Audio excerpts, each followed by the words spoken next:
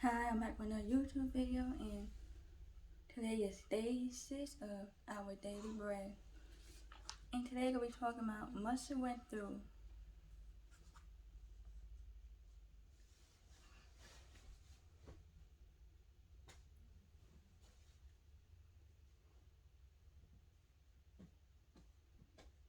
But first, I'm going to read 2 Chronicles 20, verse 3.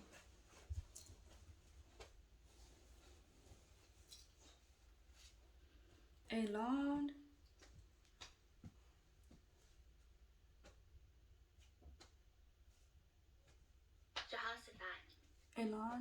Jehoshaphat, we sought to inquire of the Lord, and he proclaimed a fast for all Judah.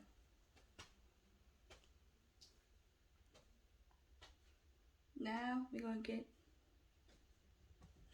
to talk about mustard went through.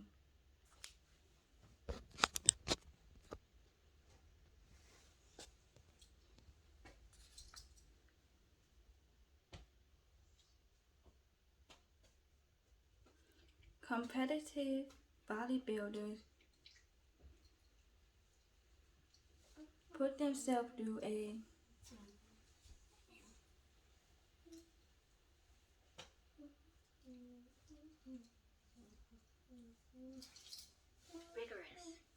rigorous training cycle during the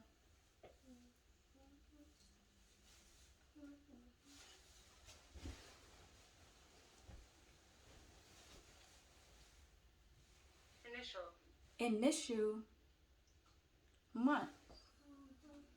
They emphasize gaining size and strength as the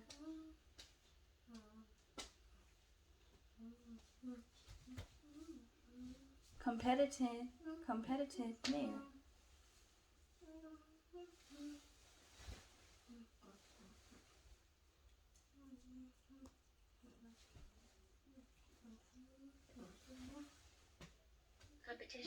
As the competition is near. The fourth shift to losing any fat that hides the muscle in the final day before the competition.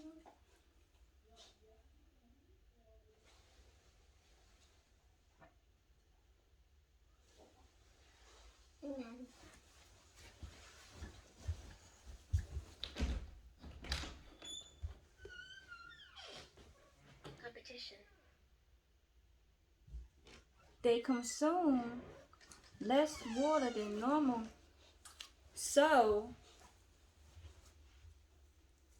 their muscle tissue is easily visibly because of the reduced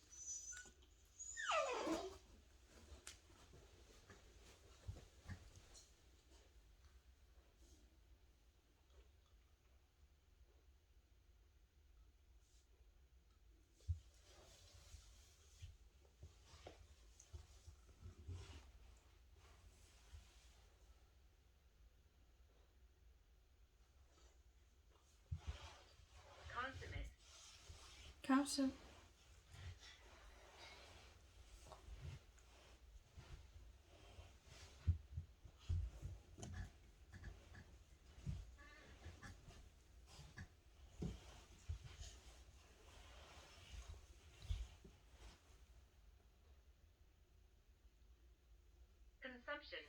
Consumption of nourishment, nutrient,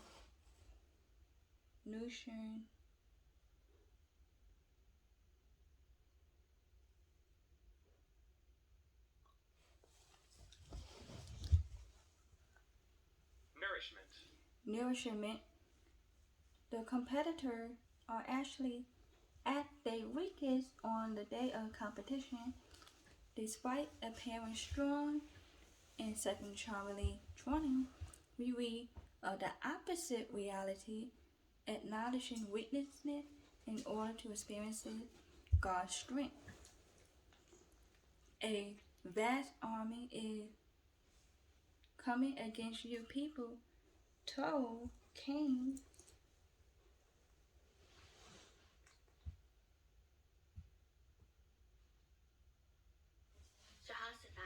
Jehoshaphat placed singers who praised God at the front of his army.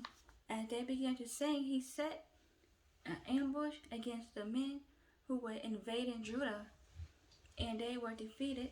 Jehoshaphat's decision demolished deep faith in God he purposefully chose not to depend on his own human and military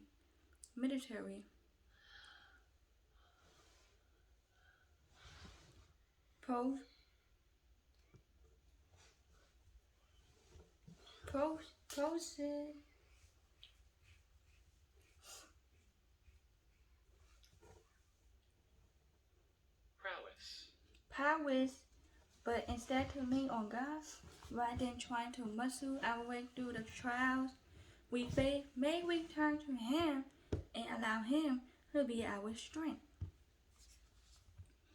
Now, question for today. What trial do you need to turn over to God? And how can you rest in His strength? Dear Father, help me to trust you to fight my battle. Now I'm going to read John chapter 4, verse 1 to 30.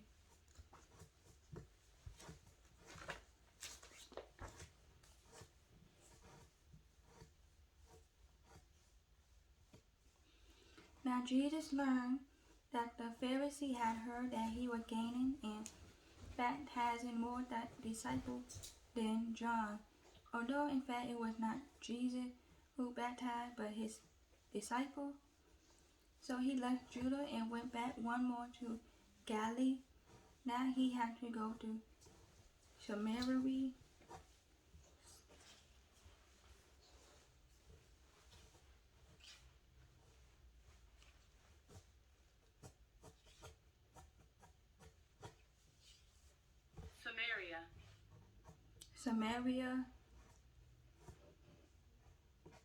So he came to a town in Samaria called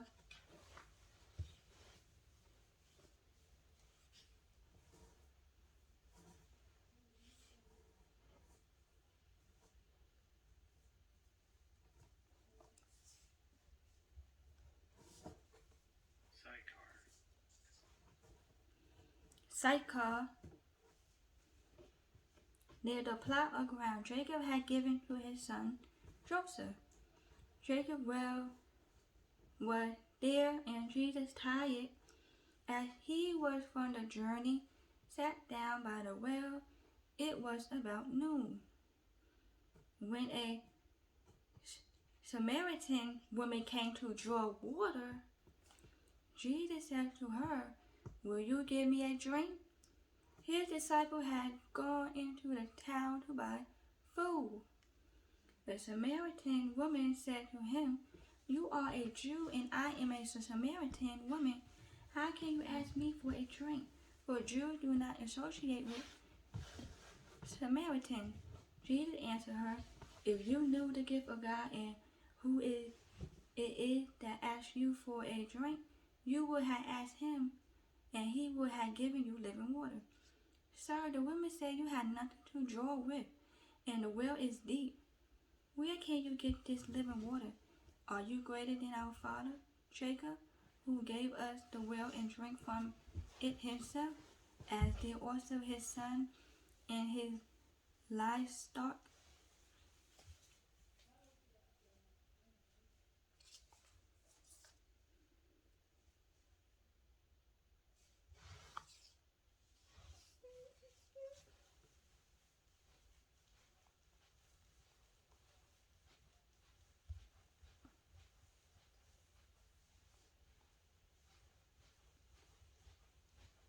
Livestock.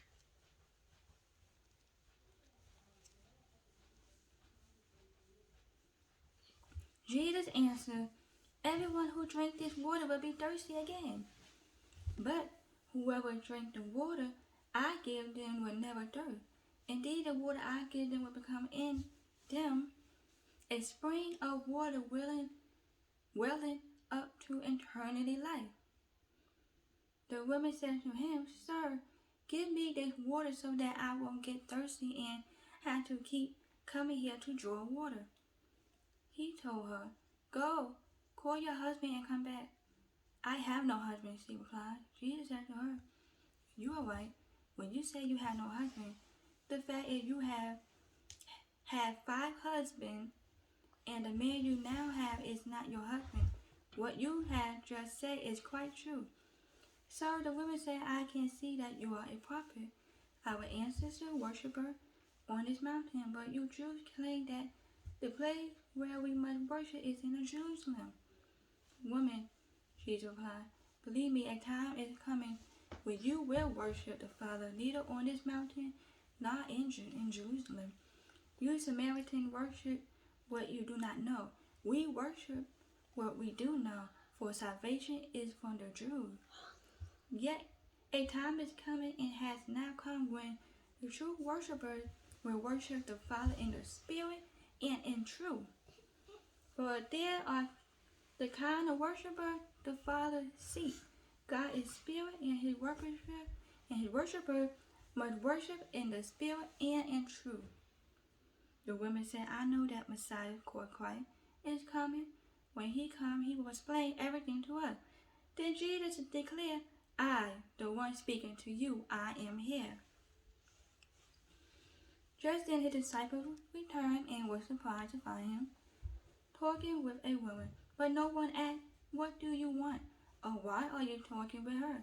Then leaving her water jar, the woman went back to the town and said to the people, Come see a man who told me everything I had ever done. Could this be the Messiah? They came out of the town and made their way towards Him. Now that's it for today. That was John chapter 4, verses 1 to 30. That's it for today.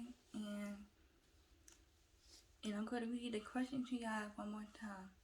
What trial do you need to turn over to God? How can you rest in His strength?